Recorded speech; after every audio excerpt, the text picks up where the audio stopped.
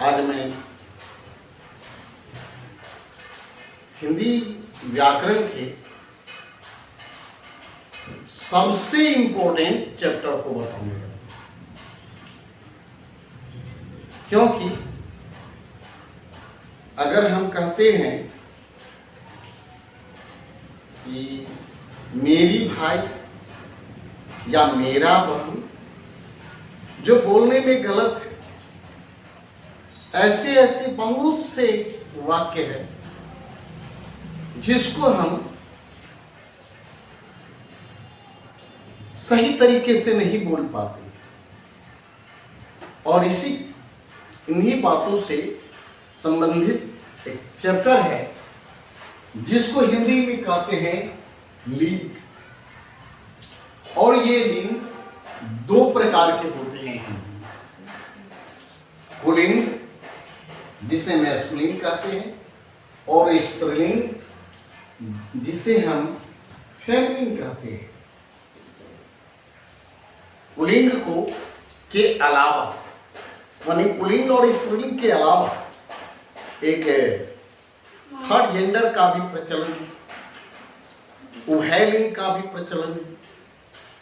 लेकिन ऐसे शब्दों को हम अंग्रेजी व्याकरण में 4 भागों में बांटे हैं, जिसे masculine gender, feminine gender, common gender और न्यूट्रल जेंडर नाम दिया गया। लेकिन हिंदी में न्यूट्रल जेंडर को भी पुल्लिंग या स्त्रीलिंग के रूप में ही बांटा गया है। जैसे कहते हैं कि रोटी, तो अंग्रेजी में रोटी में तो कोई जान है नहीं, इसलिए अंग्रेजी के लिए न्यूट्रल जेंडर।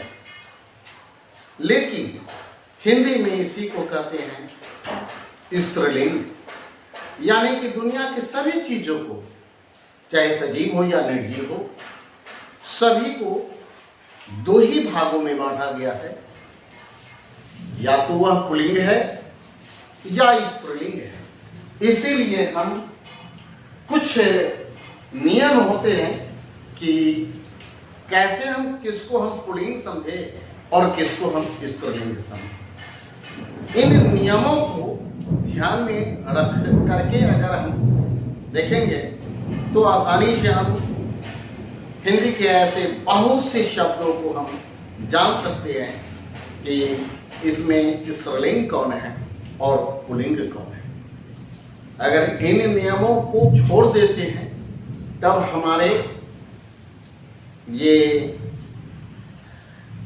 अंदाज पर जो है कुछ गलत बोलते हैं और कुछ सही भी बोल देते हैं। लेकिन अगर नियम से चलते हैं तो अकारांत, अकारांत का मतलब हुआ जिसके अंत में आ हो। आ का मतलब आ ही नहीं हो, कुछ ऐसे अक्षर होंगे जिसमें आकार, इकार, उकार नहीं होगा। जैसे अगर हम कहते हैं क्रोध, तो धा जब बोलते हैं अंतिम अक्षर धा, धा के साथ अ आता है, इसीलिए हम ऐसे शब्द को अकारांत कहेंगे। माया आ है, इसीलिए इसको हम आकारांत कहेंगे। निधि ई है, इसमें ह्रस्व ई है, इसीलिए इसको ह्रस्व इकारांत कहेंगे।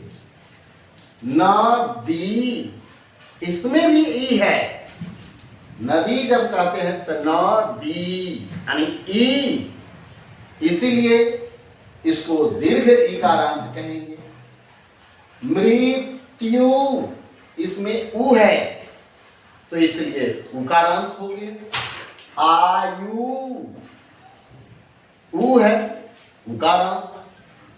बालू, इसमें भी उकारा उ है, लेकिन दीर्घ उ है, इसलिए दीर्घ उकारांत कहेंगे। दारू, झाड़ू, यानी इस तरह से ये दीर्घ उकारांत शब्द है।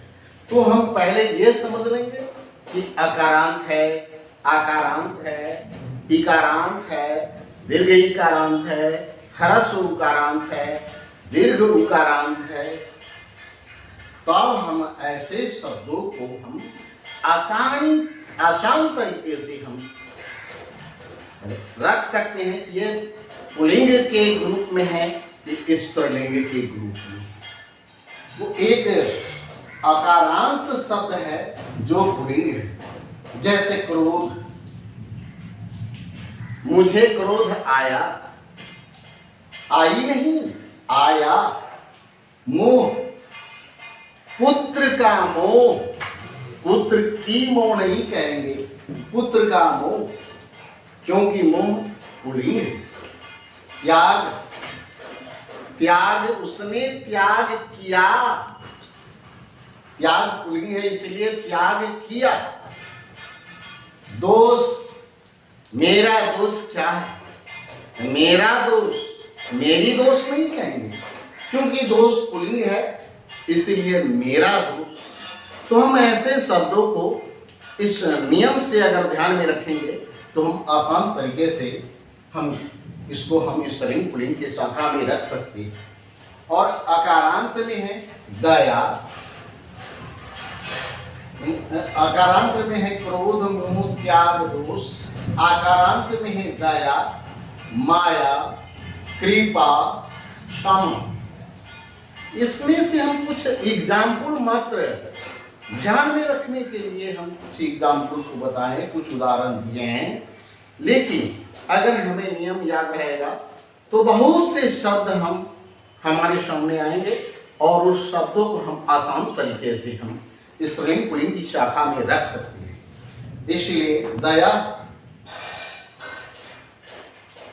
मुझे आपकी दया, आपकी दया की जरूरत है। तो आपकी दया, आपका दया नहीं कहेंगे। तो दया जब हम जान जाएंगे कि स्त्रीलिंग है तो आपकी बोलेंगे। माया नहीं, आपकी माया, पुत्र की माया। इस तरह से ये माया शब्द हम स्त्रीलिंग आसानी से समझ जाएंगे। कृपा, आपकी कृपा, मोहन की कृपा, गुरु की कृपा। और इस तरह से हम क्षमा से भी हम बना सकते हैं। और इस तरह से देखते हैं कि निधि, विधि, राशि, छवि, ये ह्रस्व इकारांत है तो स्त्रीलिंग है। नदी, चिट्ठी, मुझे आपकी चिट्ठी मिली तो चिट्ठी से हुआ। अब पत्र अगर रहेगा तो मुझे आपका पत्र मिला। पत्र पुल्लिंग है और चिट्ठी स्त्रीलिंग है। वस्तु, दुनिया की वस्तु, दुनिया का वस्तु नहीं। धातु, महंगी धातु। और स्त्रीलिंग बालू, दारू, झाड़ू, यानी कि उकारांत ये सब। तो इस तरह से हम अगर ध्यान में रखते हैं कि अकारांत जो होगा वह पुल्लिंग होगा और बाद यहाँ तक ये सभी स्त्रीलिंग के ग्रुप में है। इसके कुछ अपवाद है, उस अपवाद को ध्यान में रखना जरूरी है, क्योंकि अकारांत अगर पुल्लिंग होते हैं तो अपवाद कहेंगे तो वह स्त्रीलिंग हो जाएगा। जैसे जय, स्त्रीलिंग शब्द। अगर हम कहते हैं कि अब बाद की इन नियमों का अपवाद होगा तो ये सभी स्त्रीलिंग है, तो अपवाद वाले में ये सभी पुल्लिंग है। इसीलिए जैसे आलू, आलू पुल्लिंग होती है। आलू बहुत महंगा। साख, साख घट गया। राख, राख प्राप्त हुआ। तो इस तरह से देखते हैं कि ये पुल्लिंग शब्द सब है। अब देखते हैं ख, जिन शब्द के अंत में अगर ख आता है तो वह स्त्रीलिंग होता है। ख शब्द के अगर जिन शब्द के अंत में ख होगा तो वह स्त्रीलिंग होगा। जैसे भूख, ईंट, चीख, कान, रात, शाक, को, देख रेख, इस तरह से देखे। अपवाद, और इसके अपवाद यानी इस नियम के अपवाद में है नख। अगर ये सभी स्त्रीलिंग है तो ये अपवाद वाला सभी क्या है, पुल्लिंग है।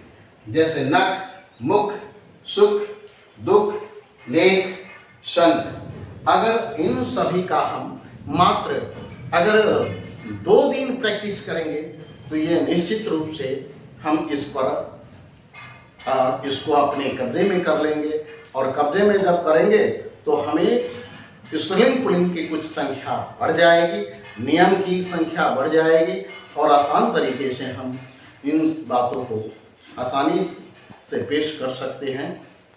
इसलिए इसे ध्यान में रखिएगा। इन्हीं बातों के साथ आज के इस वीडियो को हम समाप्त करते हैं। जय हिंद, जय भारत।